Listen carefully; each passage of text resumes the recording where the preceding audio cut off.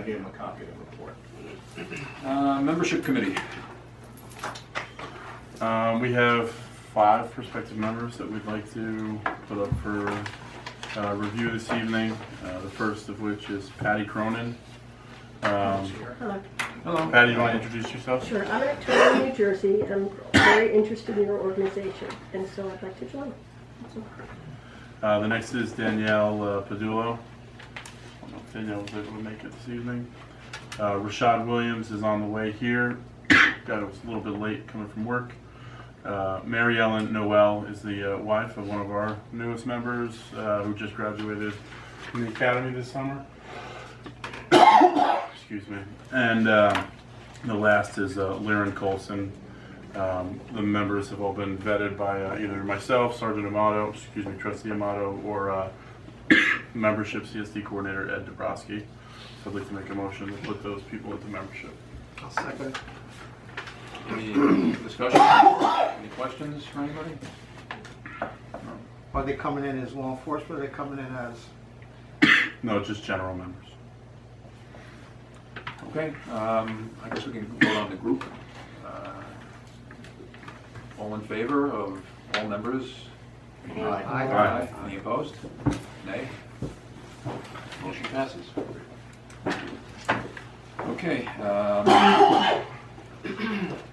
Law committee report we're going to do in closed session because it involves some litigation. I can give just the Oh, do you have public, I can give the public portion. if Sure. you'd like. Absolutely. So on July 26th, the governor signed into law a bill called Charlie's Law, which establishes civil penalties for persons who interfere with or deny persons with disabilities accompanied by service dogs or block the access of those dogs to places of public accommodation. And the governor signed into bill on or about the same day a crime of fencing involving stolen domestic companion animals. That's it. Excuse me, could you repeat the first part about the companion animal, Sure. Charlie's Law Charlie? establishes civil penalties for persons who interfere with or deny persons with disabilities access to places of a public accommodation if they've got a service dog. Any indication as to what kind of penalty? No, I don't have that information. Okay. I would assume that it would be under the same title as the rest of our Civil Penalties Act, but I can get that information for you if you'd like. Yes, please. Sure. We also have the new shelter tethering bill, which passed, the governor signed in August. Which should be very helpful. We're still waiting to get a clean copy. Right now, it's a marked up copy with all the brackets and underlines and strike-throughs that a lot of people may have a problem deciphering and reading. So as soon as I get a clean copy, I will distribute it to everybody. I just spoke to Tim Arm the other day, and he's working on getting us one. So that'll be a very helpful new piece of legislation in terms of getting setting guidelines and standards for how an animal can be tethered and how late at night they can be out and in what temperature they can be out. It won't be ambiguous. It won't be pie in the sky. It won't have to guess. It'll be right there in black and white. Some components of this law will not be enacted until maybe 18 months after it was signed. So not until end of 2018. So The other is waiting. yeah. So again, once I get it, you'll get it. And there's a lot of people making it public already. I've seen it on. That's okay. It's a public bill. I mean, the bill- some Facebook, people talking about it on Facebook that it's already enacted. it is enacted. It's just certain components of it are Right. not. Right, but they're saying the whole thing. So, They need to read the bill if they're doing that. Of course. Okay.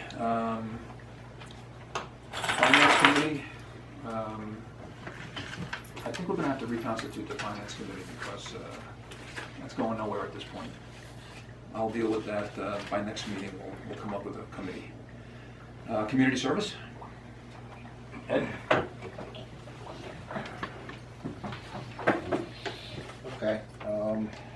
We still have 3 months of events left in community service. There are still events that need to be staffed. I'll be sending out emails regarding staffing requirements.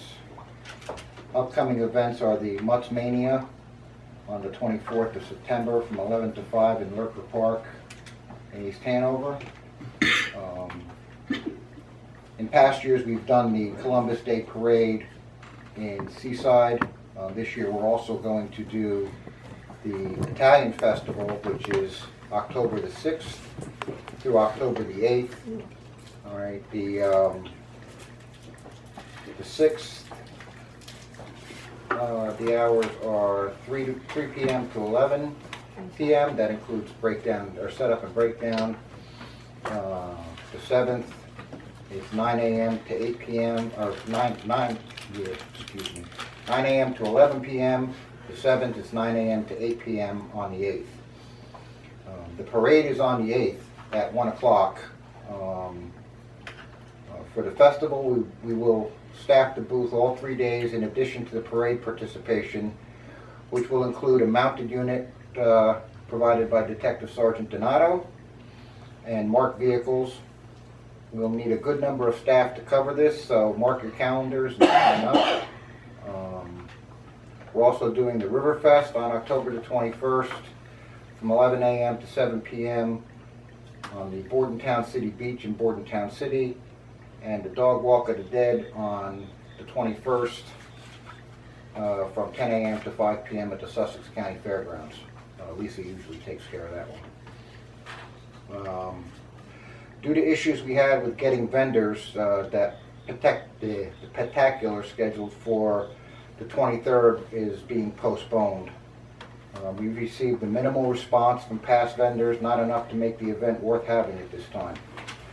This was due in part to last year's flop with poor attendance due to lack of advertising by the event planner, the bad press that we've received over the past few months, and there was a lot of banter back and forth about the fact that until recently we didn't have our 501c3 status, and many of the vendors decided that if they did not do good business this year, they wouldn't even be able to deduct the vendor fees, so they weren't willing to take the chance.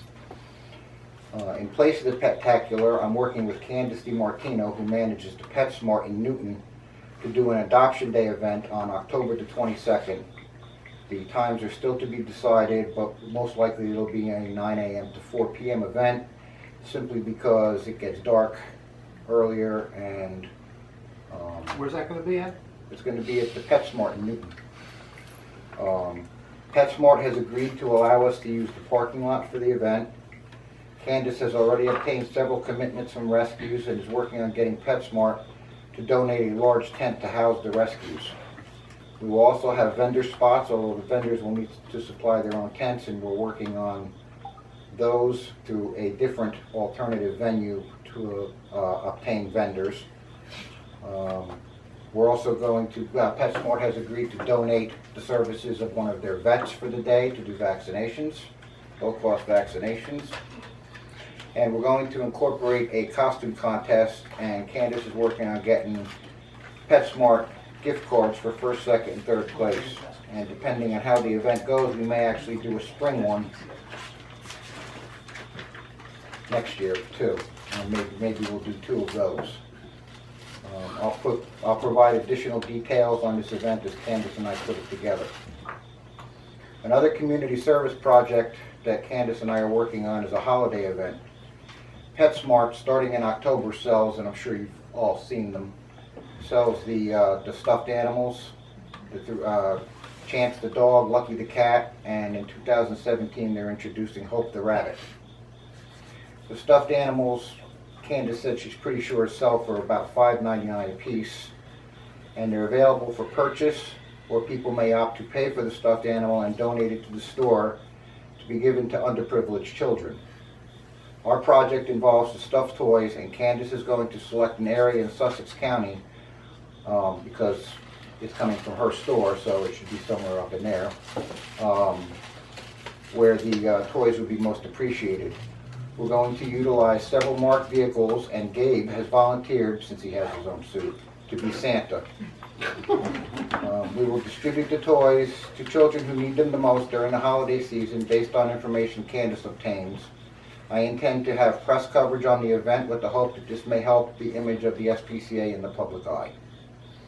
I am recommending to the board that the Community Service Division purchase $100 of the stuffed toys to be given as part of the, well, whatever Candace obtains.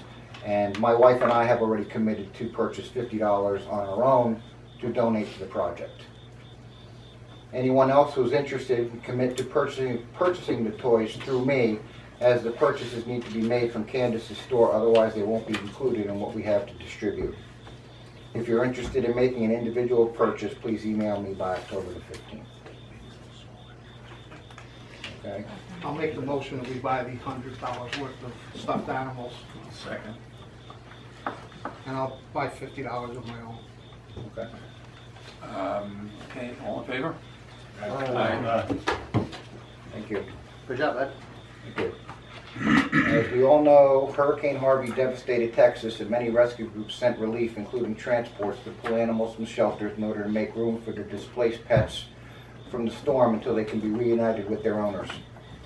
John Unfer, who operates Pet Safe Transport and who donated items to the SPCA last year, which we provide to the general public at events, was sending several vehicles to Texas to assist and had asked if we had access to supplies we may want to send. We were unable to provide supplies, however, I did speak with President Shakin and authorized the Community Services Division to send a check for $200 to help with the costs associated with bringing the dogs back to New Jersey. John's going to forward information on the dogs he brings back, which we will post on our website to help them find homes. Okay.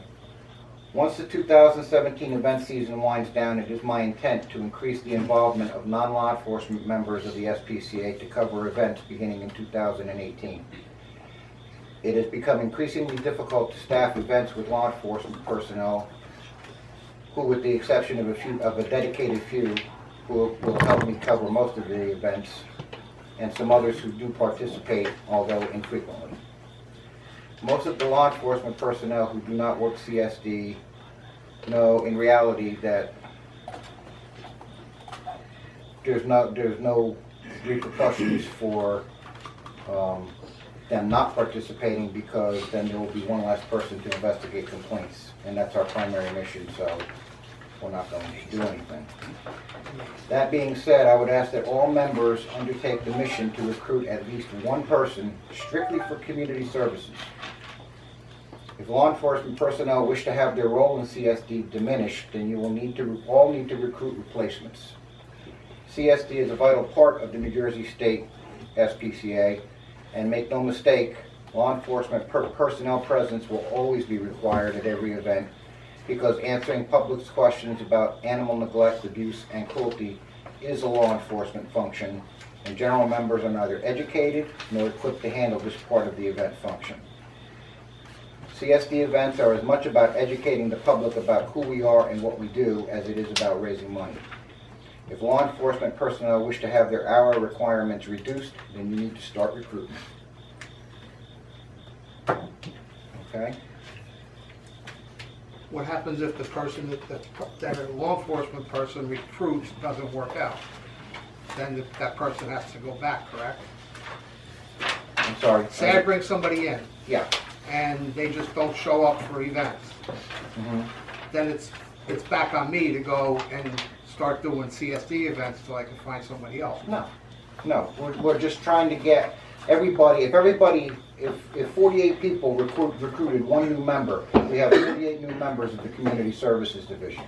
It doesn't matter whether the person that you recruited drops or doesn't do what they're supposed to do, we're still gonna have 47 more.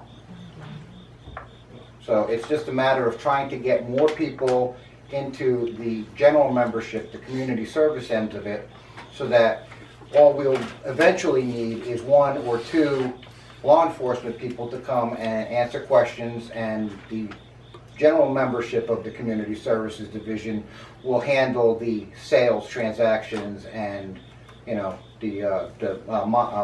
working the tables and stuff, so that the law enforcement people don't have to do it, so you can spend your time doing the cases, which is where law enforcement personnel belong. Instead of all of them.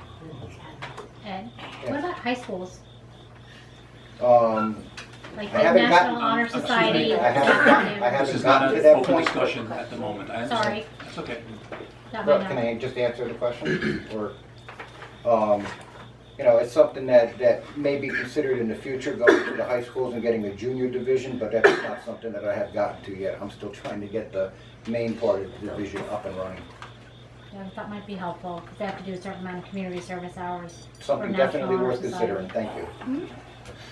Ed, thank you very much. I am done, sir. Thank you. I just noticed that the June meeting minutes came out before the 501c3 was reinstated. So I just wanted to put on the record that our 501c3 was reinstated retroactive back to May of 2016, I believe it was, when it first occurred. Correct. Okay.